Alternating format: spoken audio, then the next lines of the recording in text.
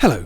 For episode 190 of the Airs for Architecture podcast, I spoke with Alexander Josephson, architect, lecturer at the University of Toronto's Daniels Faculty of Architecture, and in 2012, co-founder with Pooya Bakhtash of PARTISANS, a Toronto-based collective of architects, designers and thinkers that, among other things, is currently working on the renewal of the Hearn Generating Station, a massive decommissioned power plant on Toronto's waterfront, and projected under PARTISANS' design leadership to be the largest gallery space in North America. The practice works across scales, with projects regularly featured in global design publications.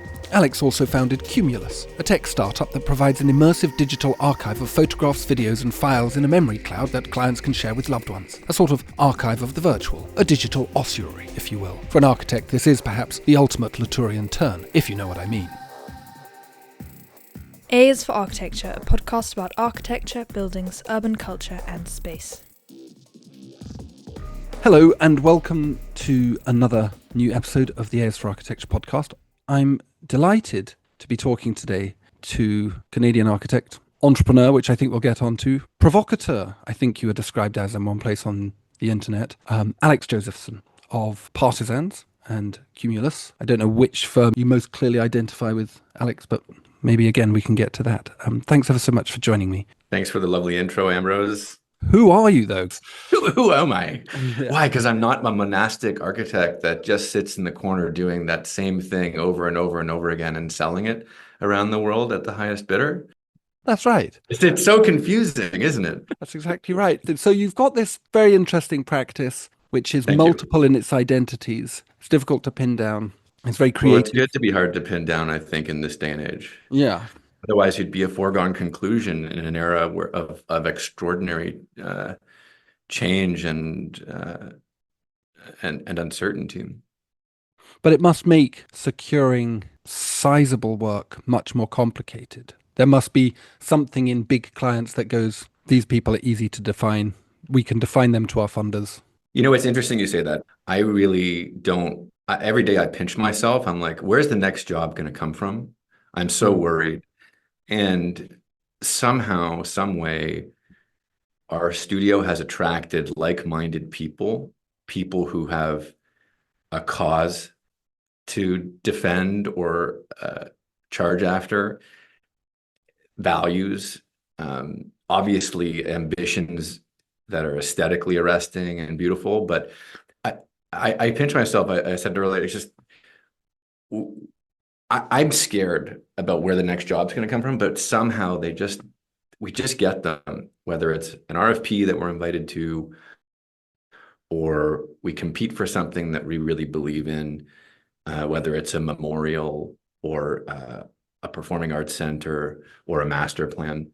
And we've just been able to, from the get-go, stick our nose in places where it didn't belong and really fight for what we believed in.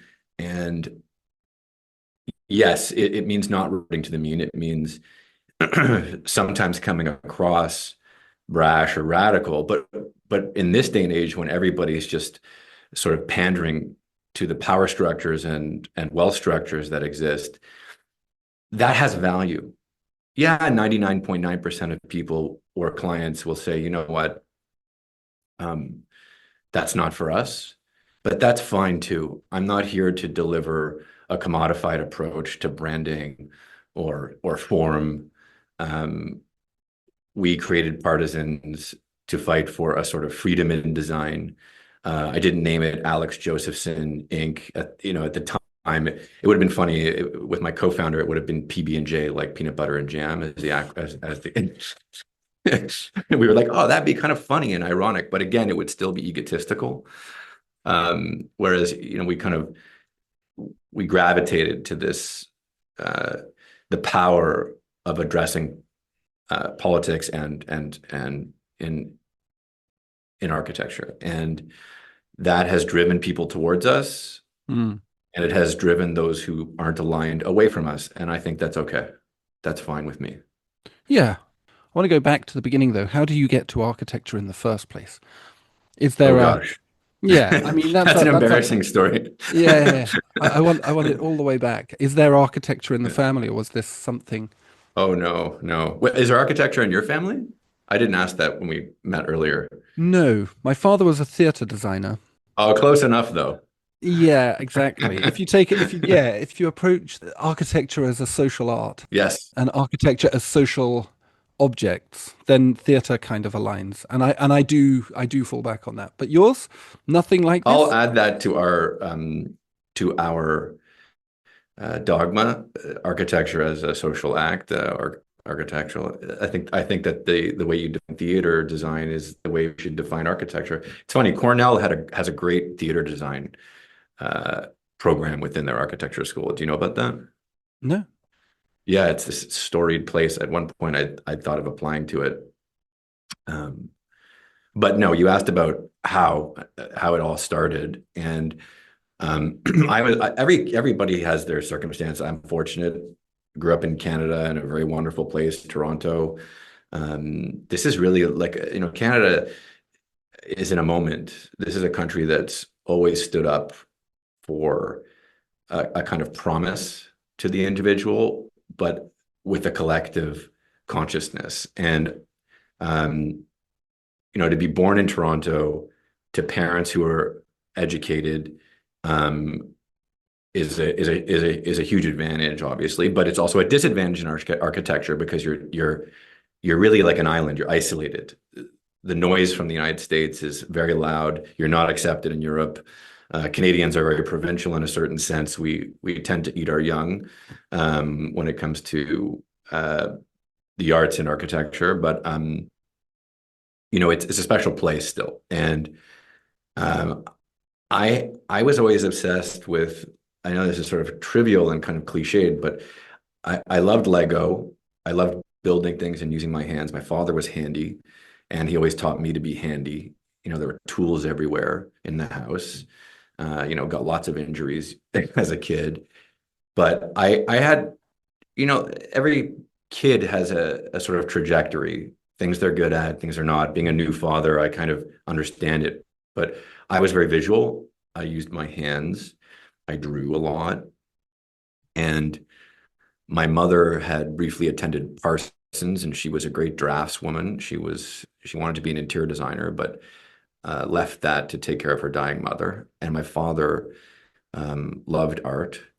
And one day I had a crush, my first crush, and I drew her a castle.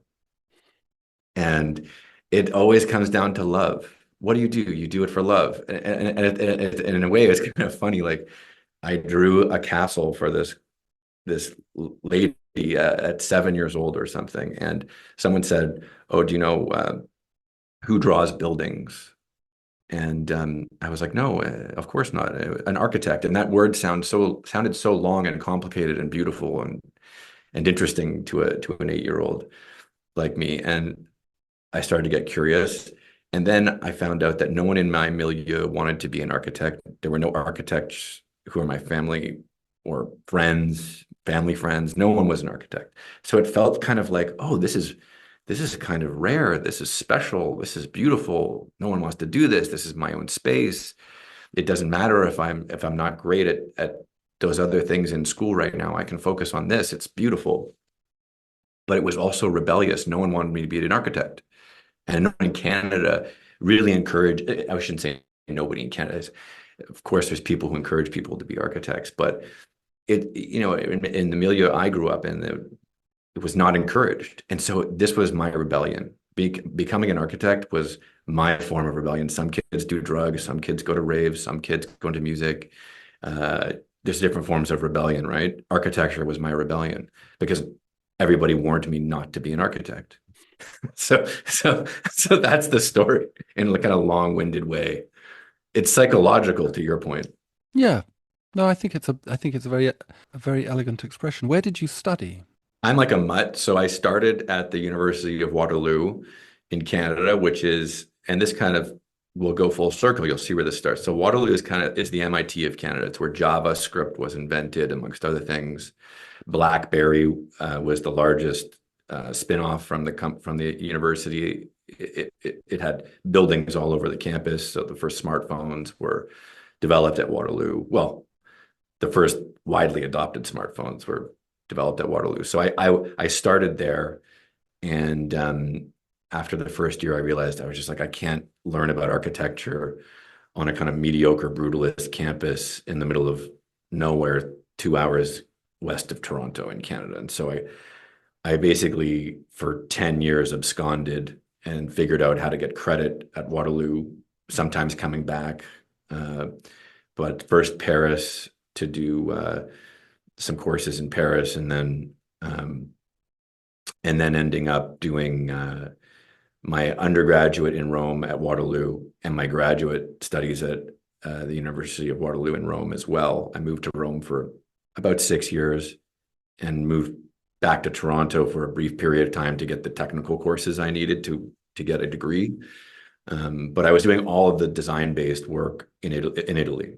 And obviously I had internships around the world at the time. But I moved to Italy because I was encouraged to apply for a job at Massimiliano Fuchs's Architects in 2003. And on a lark, they gave me a job and I moved to Rome, and that was it. I was in love with Rome. I met a girl there, figured out how to study there, and then won the Van Allen Institute postgraduate fellowship in New York, moved to New York, where I did a series of projects based on the intersection of architecture and politics. While in Rome, I started getting very interested in politics. Italians can't have a conversation without politics. It's an incredible culture, and it really taught me everything. Obviously, my parents became very supportive and encouraging once I really committed to architecture, but Italy taught me so much. And so that journey was super important. And the introduction of politics and architecture was really a result of working where I was and being around the people that I was. And at one point, I staged I created a fake political candidate for mayor of Rome because a fascist was running for mayor, and I think it was 2007, Giorgio Alemanno, an avowed fascist, and no one was running against him. And I thought it would be interesting to create a sort of alter ego political character as part of my thesis work. And we printed thousands of political posters, which in Italy, political posters are subsidized by the government. And then I found a group of Roma people to help me put them up all over Rome. And so I created this alter ego, Alexander Dan, vote foreign, as the only candidate going against this fascist because nobody was running against him. It was a strange situation, but I felt very passionate about the role architects could play from an activist and social perspective, even without a project. I was just interested in these things. And subsequently, I moved to New York for the fellowship at the Van Allen, the only Canadian that's won it. And then I briefly actually convinced the AA to let my co-founder and I, Puya, at the time in 2011, I believe, to get into the AA to study together. And I went, and after about 3 weeks, I was just like, you know what? I think I have to start my life now. I think I've done enough school, and I dropped out.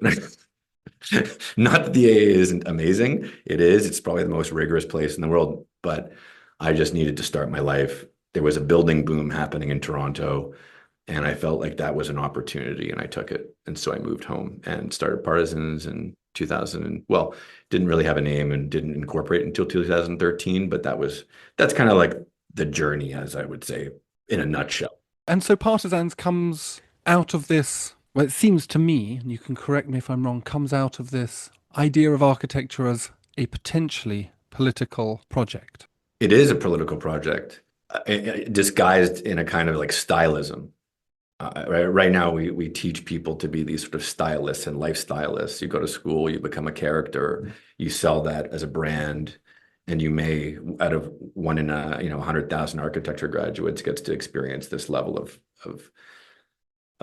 success, right? But fundamentally, architecture is a political act. One person can't achieve a project on their own, but the idea that we market it as such is such a lie. That's interesting. Can you define what you mean when you talk about politics? You seem to me to mean something that is cooperative, corporate in the collective sense. I believe it is cooperative, and that there are many heroes that get a visionary project brought to life. there's so much pressure on designers from the get-go to compromise on the idea, compromise on the concept. The kernel at the heart of the project is so sacred, and you have to have people willing to fight for that. It takes a village.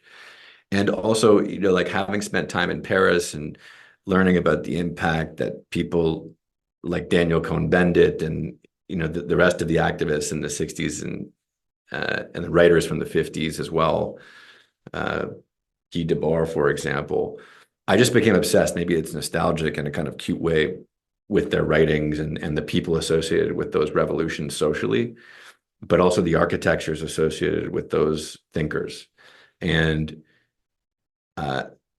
it just was sort of a natural progression that I became sort of interested in this word partisan. Partisans fight for a cause. We talk about mission, vision, and values today as if, like architects and businesses bat around, we were just talking about these companies that create subsidiaries and design things like prisons so that they're off the books and no one can tell who designed them or something like that. Like if you on the one hand are saying you have a mission, vision, and values that says one thing, but you're doing all these other things over here, what does that say about you? Or what does it say about us as a profession? So I don't even talk about mission. I talk about a cause. I talk about the freedom to design, freedom of speech, and a willingness to speak my mind in a free way within the groups that we work with. And I think that honesty and authenticity is important to achieving architecture, whether it's formally arresting or on a pro bono basis at a tight budget and still achieves an aesthetic outcome that's pleasant. I think it runs the full gamut, or whether you're designing a city in the round. There's so many ways that I think a cause, this idea of a cause, something you believe in, can influence design. Do you think that that's a limitation to commercial success? A limitation to my commercial success? Yeah, but I mean, obviously, you then become known for your politics as much as you become known for your... I don't think so, because we have big projects. You just don't know about them. And it's because I'm from Canada. It's because this is not a country that's rah, rah, kumbaya all the time. It's just get it done, keep your head down. And if you stick out, they chop off your head. So what you don't know is that we're designing a 20,000 person operable envelope amphitheater for Live Nation in Toronto on the waterfront right now. It's known here, but it's not known outside the country. We're doing that we're collaborating with Gensler on it. It's been an amazing collaboration. In fact, I went to school with the principal at Gensler that is partnered with me on it. So that's a huge project. We submitted, and I was in London for the project I talked to you about 3 weeks ago. The Hearn in Toronto is the largest decommissioned coal fire power plant in the world. It is one of the most extraordinary vessels of a moment in industrial architecture post-war that it's twice the size of it's about twice the size of Battersea. It's huge. It's just this incredible thing. We've been working on it for 10 years. And you talk about, like, I think that the question is, how do you get work, right? The way we got work there, for example, is when I found out about this project, there was this thing called Luminato in Toronto, which was an arts festival created in the wake of what was a mini pandemic that occurred in Toronto with what was called SARS, which was another kind of COVID style outbreak that basically destroyed tourism in Toronto. And so this arts festival, Luminato, was put together by visionaries in Toronto to bring everybody together again. And they brought in an executive director from Europe, this incredible genius named Jorn Weisbrod, who I love. And he discovered the Hearn in like 2014. And I was invited by him. I met him at a party, a benefit. And he said, they're going to hold a dinner at the Hearn. And I was like, what's the Hearn? He showed me photos and I was like, this is in Toronto. This is extraordinary. I remember going to the Tate and seeing the Anish Kapoor installation there and Olafur Eliasson at the opening when I was living in London and working in Europe, and just being in awe of what London did at the Tate. And to think that there was something exponentially greater than that and more profound than that was unbelievable. And so I forked over the money to go to the benefit dinner, which was a huge amount of money. I had to convince my partner at the time. But I was investing in that project because I loved the idea of it. It just was like, this is Cedric Price's vessel. This is the Fun Palace. This is where the Fun Palace could actually be delivered. And we did that for the Luminato in 2016, 17. And that project was in the New York Times. None of this stuff. The problem is that, like the design culture in Canada isn't exported. We aren't like the Danes, and we aren't like the Americans, and we aren't like the French and the Italians, where everybody's working all over the world and marketing their design economies. It's not like that here. But we are working on, I think, some of the most incredible projects in the country. And I think if you compare them to other projects globally, they could be bigger and better. And there's a social dynamic and a give there that I think is different as well. And then there's also small things and theoretical things. We're working on some writing and some books. We've done some master plan works like Ennisville Orbit. I don't want to just go stream of consciousness work, but you asked, does having these kinds of values or a cause and a brand called Partisans impact our ability to get work? I said, yes, in a positive way. It's counterintuitive. So you would advocate for this approach to young practitioners who are starting out? Like, I suppose in a way, have you sort of deployed this in a kind of knowing way that by cultivating an identity of this sort, you recognize that there's sort of an opportunity within the market? I didn't see it like that. I just felt passionate about what I was doing. What I did know was it was a bit renegade. It was going to put me at odds with corporate types that don't want to come across opinionated. Yeah. But I thought, if I want to do special projects and I want to leave the world with meaningful legacy, yeah, I just felt like we had to stand up for something. And you get to do interesting things along the way. That's how it's worked out. Would I educate someone and this is how you have to do it? Nobody has to do anything. But I do think that the academy is very confused and very pretentious. The disconnect between capital, education, and the realities of how architecture and design firms marketing themselves plays out in the world needs to be taught more directly at school. This idea that you do your thesis and then you go and you give your best years of your life to an architect at slave rates it's a tough thing to keep on teaching. Yeah, it's a tough thing. It's starting, and we're starting to see the cracks emerge. We're starting to see how the model doesn't work. No, I mean it doesn't. I mean it doesn't work. I'm not going to try and undermine the product that I sell, but the disconnect between the promise of the critical thinking and creative designerly thinking that we educate and is sort of, even by the profession itself, is situated as the core of the profession. The studio is the core of the profession. This idea of a collaborative, shared, co-produced space, epistemology, and then the profession in some way doesn't live up to that. And the blame is always placed on the university. It does and it doesn't. But the problem is there isn't room for pluralism or complexity. It has to be a kind of monastic approach to a life's project versus acknowledging the complexity and potentials for difference in the world. That's where I think the breakdown starts. It's just like that approach to the way studios are run in some places. I don't think this is universal, by the way. But you could identify the kind of, I guess it would be the elitism within the academy as a source of debate. And the question is, for all the architects that don't go to an elite institution, don't get the pedigree, what are the possibilities? And how do you make meaningful work? How do you stand up to clients who've hired you but don't want you to do the right thing? there's a kind of like tension there Mm.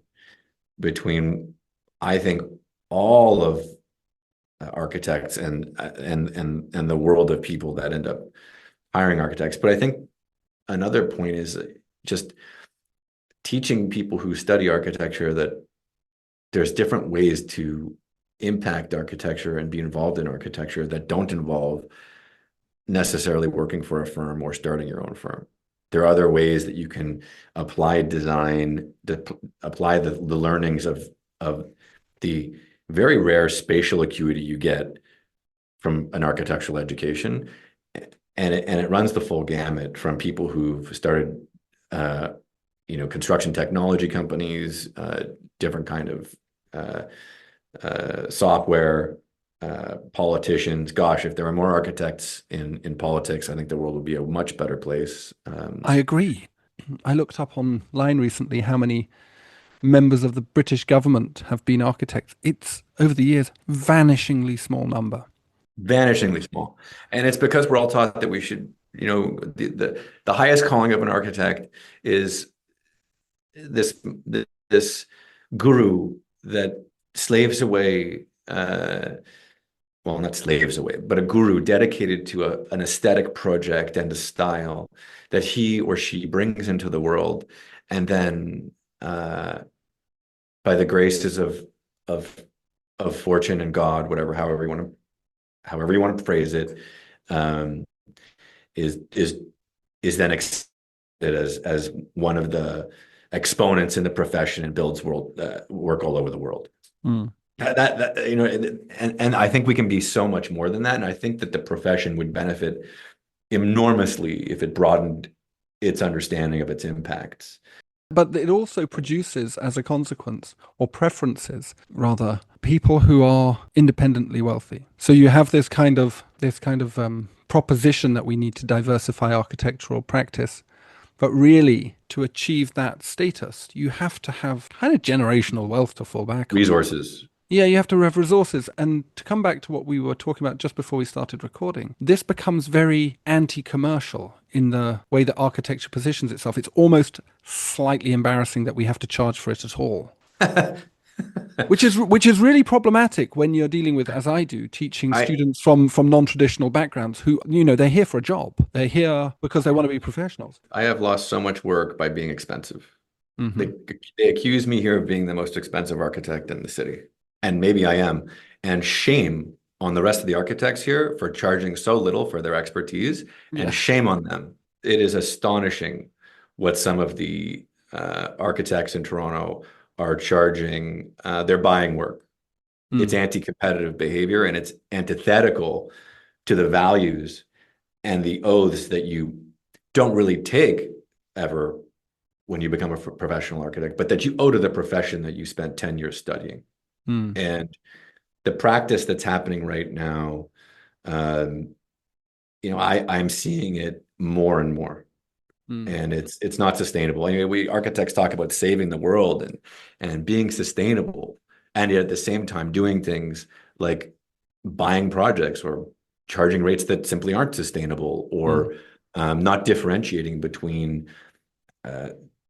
these decisions and what is the right thing to do for the profession. I think we owe something. I feel a duty. I feel a duty to the profession. Maybe that's nostalgic and sort of cute, but call me crazy. I do. No. Maybe it's because my father was a doctor. There was always a higher calling as a doctor. Maybe. There was this importance to the work you did for the people you impact. The notion of a professional as somebody who first and foremost tries to do something for the common good, I think and that common good is, generally speaking, positioned as sort of the avatar, the kind of Vitruvian man, this kind of abstraction of a human. But it's funny that it doesn't operate backwards towards the profession itself. It doesn't sort of defend its own. I think there's great studios doing this, like Mass out of London, and I think it's Nairobi, where their office is in Kenya, I believe. I think it's out of London and Nairobi and New York. But Mass it does incredible work around the world. And I think they operate on an offer-profit basis, and I would say it's a cause-based practice, and they've got that in their DNA. And I know Kelly from their team.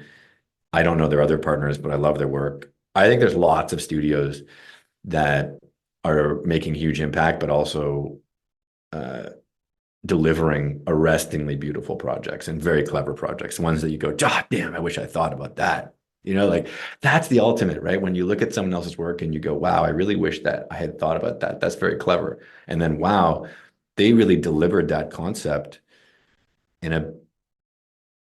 they got through it, and they delivered it with craft. And I think there's lots of studios around the world that we share this effort. So I'm not unique in that sense, but there was Patrick Moynihan in the States, who was an architect who was a senator, I believe, and he really championed architecture in the 70s and 80s.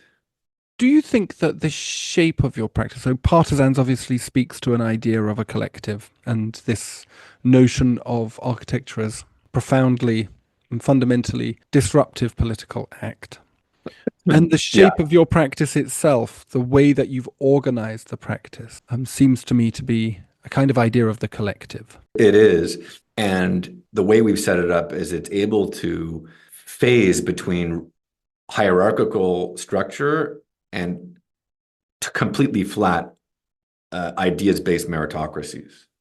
Depends on the stage of a project. But I truly believe that there's a kind of genius of collaboration that's required in a very horizontal way in the beginning, that you need to conduct as a leader in a way, but it's a collective, and that's important to the way we work, and for us to tease out the most radical approaches from a conceptual perspective on each project. And that also leads to diverse approaches that are surprising and improbable. Then when it comes to having to translate those concepts into bricks and mortar, that's a different thing. Those processes require rigor, it requires a willpower, and it requires an understanding of processes. So then once that starts, then you get into a more hierarchical approach to delivery. But it's still, in the end, a collective. And I want to see the people in the studio do really, really well here. And I want to see them also build their own identities within the platform. And I really do see Partisans as a platform for those individuals to grow in and establish their own voices. And that's the next step, really, for me and the people who've been the most loyal to the company over the last 10 years. That would make it sort of sound like Partisans doesn't have a specific language which differentiates it, but is rather more polyphonic. But I don't think that that's true. Looking at your work, as I see it online, there is an interesting approach to technology and craft. And you've mentioned craft already. And I think, how do you, in a horizontal system, in a collaborative system, in a platform in which you're encouraging designers to develop their own language, their own vision and values, how do you then manage that? Where does the ego of the architect come in, and how does it get deployed? I think that sounds a slightly banal question, but it's... What does that mean? Like, what does that mean? Well, because somebody's got to take responsibility, haven't they? People approach Partisans because they produce a certain kind of work. Yes. It looks like a certain way. You can expect certain kind of characteristics to it. But if you've got a polyphony, like who's the conductor? Who's pulling this together? And how does that conversation work? Well, I see what you're saying. So obviously I conduct the business, but I would say that the 2 or 3 senior people in the company are conducting as well. And we are conducting together. I conduct different things sometimes, but they're really in the trenches. And I think that the most important thing is we teach everybody in the studio our aesthetic interests, our research interests, our technology interests, Mm-hmm. all in the service of delivering what is improbable architecture, making the improbable possible, finding the emergent qualities and misbehavior that comes out of design, and the kind of what the intersection and dialectic of all these things, whether it's technology and politics, or technology and site, or craft. I don't think it's just necessarily like one ego, that we have certain interests. And in a very complex world like ours, somehow nature has developed an organic approach to solving problems in our planet, even in the universe. And why we have to default to either a Cartesian all the time, or organic approach, or fluid approach all the time, or classic approach all the time, which at some time that's in some ways is organic and in some way quite Cartesian. This idea that you have to pick a lane and stay in it. I mean, there's countless architects that are Pritzker Prize winning architects that aren't monastic in their approach to design, one solution every time, or one aesthetic every time. I don't need to name them, you know them. So I think there's lots of room for what you call polyphony, or multiple voices or approaches within the field. Yeah, like that conceit has to be, I think that's for sure. No, it makes sense. I like the fact that when you look at your work, there is this, as I said, or tried to say before, this strong interaction between technology and then a certain biomorphic quality, an organic quality that comes into them, which speaks of a craftedness. It's almost like this idea of being a mother. There's a certain envy as a man, right? Like the mother gets to bring this form of life into the world, perfectly born. It's so beautiful. It's really, really wild when you think about it. It's extraordinary, right? And everything is perfectly mediated. Yeah. The cells, the organs, the bones, the skin. And this idea of bringing a building into life, where it's this kind of fluid, organic, high performance, and like, obviously this is abstract, right? But architecture gets more and more, I believe it's tending towards a more and more kind of what I call born approach, because of the complexities it deals with, and the nature of flows in our world. And I'm not saying that everything needs to be organic, but there's a certain gravitation that people have towards those solutions and outcomes. Is it the universal way of doing it? No. David Chipperfield would say the opposite. That's fine. I'm okay with that. There's room for that. But I think, like, to your point, what's the difference here? Having the freedom to speak your mind and not be obsequious to the person that is paying you your fees. Of course, you have to respect that relationship. There's a tension there. But we pride ourselves on being able to speak our minds to who we are working with in a polite, dignified way, and in search of an outcome that differentiates their project from everybody else's. And in the end, that benefits them either from an existential perspective, because they're bringing something into this world as a gift, like a not-for-profit or a foundation or an institution, or if it's a commercial client, like Rolex and RDV in Toronto, when we delivered this extraordinary store, we basically revitalized an entire building in downtown Toronto just by rethinking how these retail elements fit into the streetscape, and that benefits them extraordinarily. People go down there and they just spend 15 minutes looking at the architecture. and they want to be part of that. And it's aspirational, and Mm. that gives them a commercial benefit. I get paid well to speak my mind. They get a differentiated product. And by the way, the city benefits too, because the outcome is amazing and it's different. And it sets a new bar for how we leave places and spaces in the city. We have to think better about them. We have to leave things better than we inherit them. That was the Athenian oath at one point. And we try to just find that opportunity on each project, no matter how small. Does that make sense? Yeah, it does. Mentioning the Royal de Versailles Rolex boutique, I think comes to perhaps a point I would like to come to last, which is how do you go about designing something like that? You must have a very grasshopper-based approach to practice. Is that right, or is it? It's funny. It's funny. So podcasts are so interesting because I can't show you any. Well, you could, I guess, but it's so funny. Like, how do you do a podcast about design without showing anything? It's such a conundrum. It's such a paradox, right? I don't know how you do it. I mean, I've only done a few podcasts, but like I find it so challenging.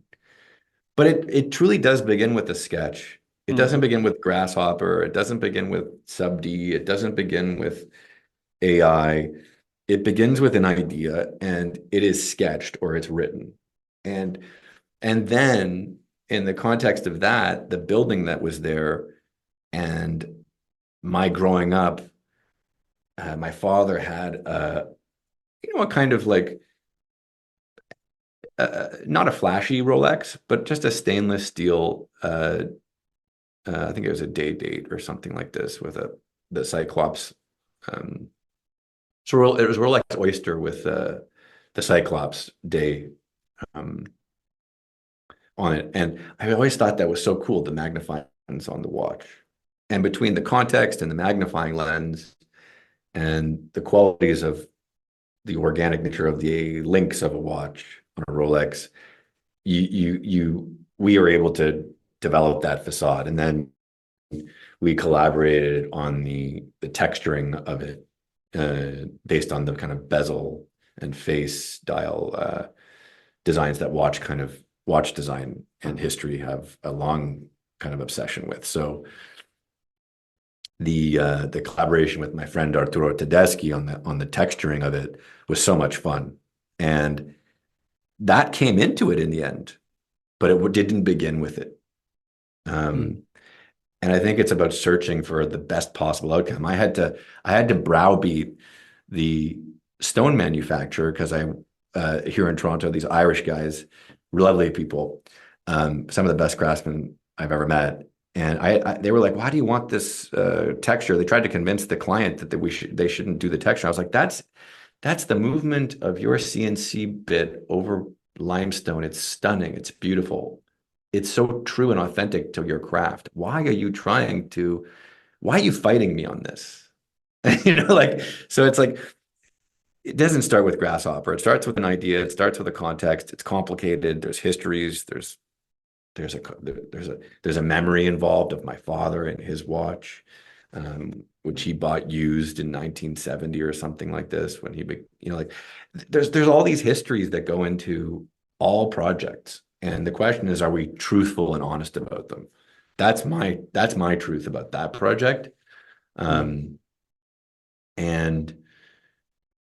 it's just that's the story. And without being able to show you everything physically, how else can I describe it, right? Yeah. I think you've done a pretty good job. But they came, so it's funny, they came to us, they were like, I remember Zach, the client, Zach Burnett, incredible young visionary, comes to me, it was his words, because I knew his brother, comes to me and he goes, "Okay, we've gotten concepts from 5 different architects in Toronto. We don't like any of them. And my brother says, I've got to talk to you begrudgingly. Like, okay, like, I guess gotta see Partisans' version of this." And of course, they went forward with us, but they had gone through 4 or 5 super commercial, super like just not inventive, not interesting, not authentic designs with other designers here. And that goes back to the beginning. Are we the first person that necessarily they go to if they want a commodified approach or a simple approach? Definitely not. But you're the best one. Maybe. There's lots of the bests, though. There's lots of great designers and architects. How does Cumulus evolve out of Partisans? Where does it come from, and why does it emerge? So this is really important, this project. And I think to your point about what you're doing in terms of the psychological aspects of architecture, Mm. it's core to this. So my father was diagnosed with cancer in 2010, 2011, and wasn't really forced to treat it until 2019. And just before the pandemic, he had been like just devastated by chemo. And he asked me to design our family monument, like a gravestone. And it was just such a heavy thing to be asked. And then the pandemic hit, right? And my dad, instead of, staying at home and closing his medical practice, he continued while on chemo to go every day to work, exposing himself to this potential mortal event every day. And I started to really think about mortality. Now, as an architect, let's talk about this. It goes full circle. If you were to name the earliest architect, it's sort of a mythical character named Imhotep. There are others potentially, but this Egyptian architect, Imhotep, was it a god? Was it a person? Who knows? But there was this figure, Imhotep. But the Egyptians named that entity, and that entity brought into the world the pyramids. Okay, so architecture's first, we talk about the primitive hut. What about the monument, the gravestone? What came first?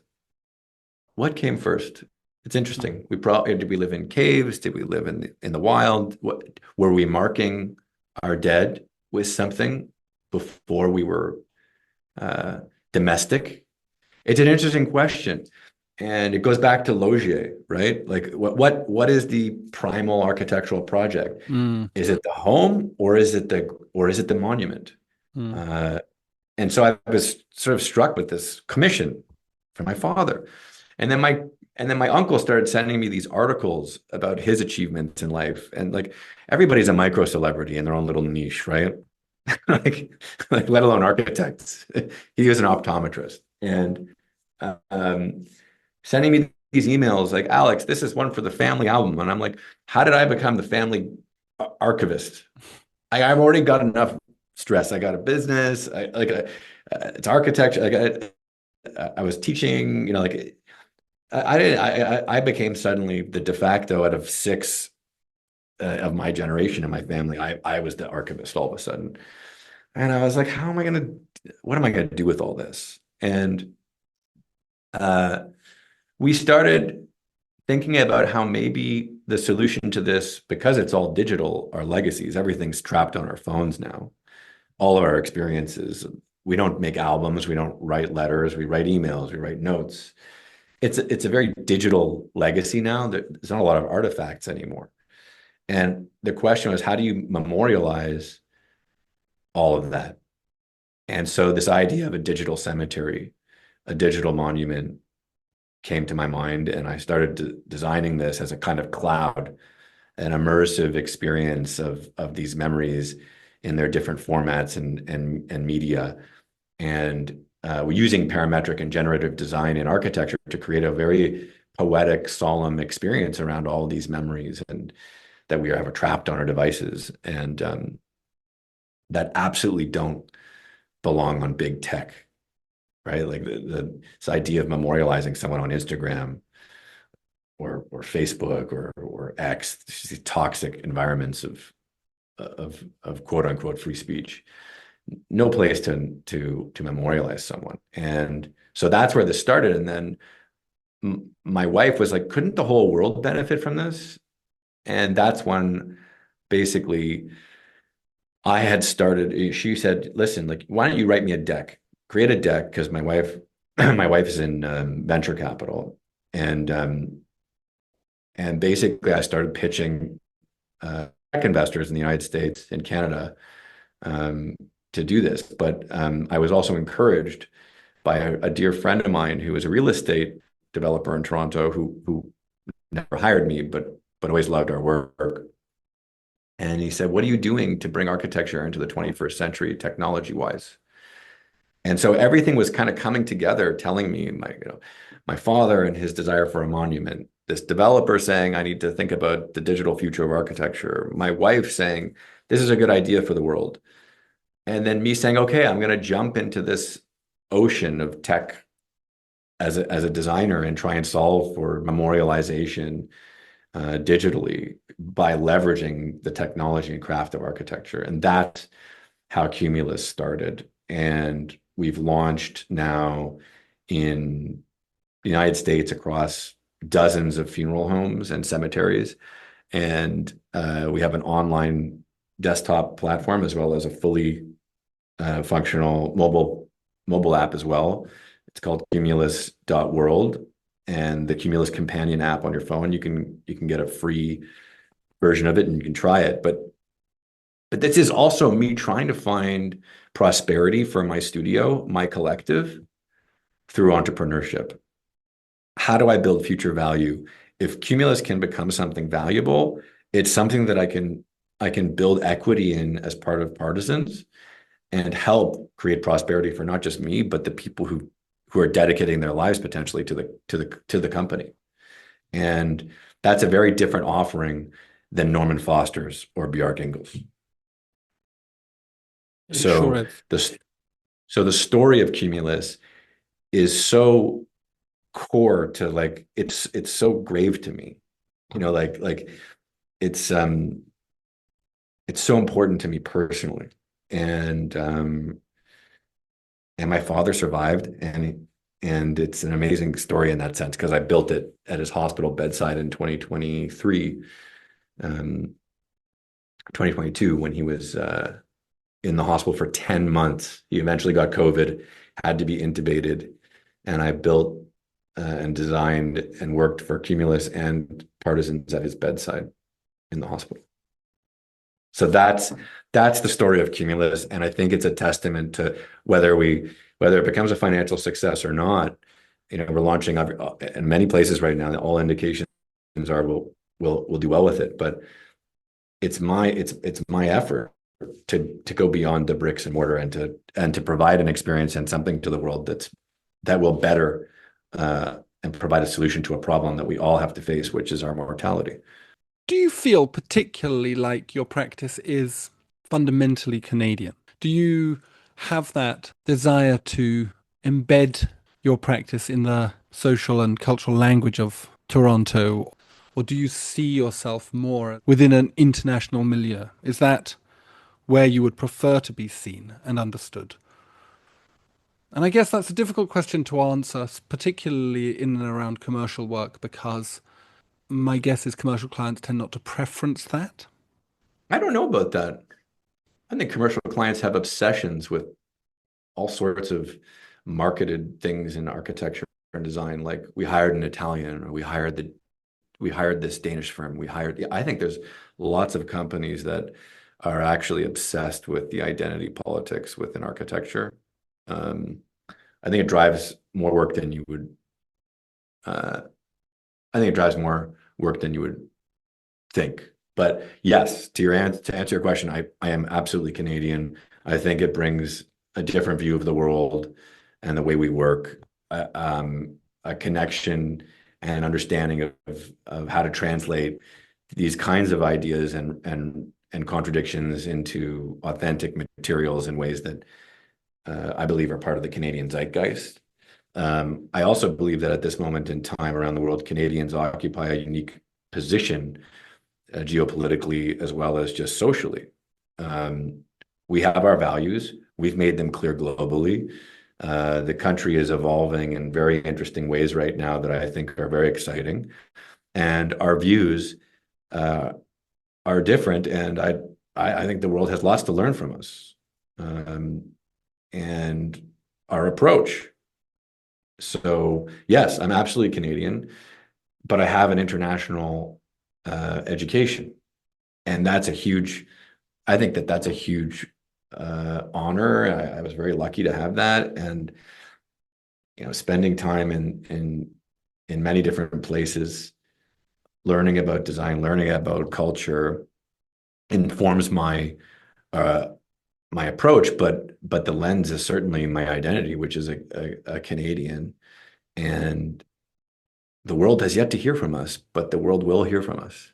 And it is starting to hear from us. It heard from our prime minister in Davos. It's going to hear from our designers, and I'm definitely one of those people that wants to make that clear. Great. It's a wonderful point to finish on. Thank you ever so much. Nice. As the famous Canadian country poet Shania Twain so nearly said, that does impress me much. Alex, it really does. Thanks to him for speaking with me and for being so flexible too. Please see the podcast description for links to Partisans, to Cumulus, and Alex. And thanks for listening.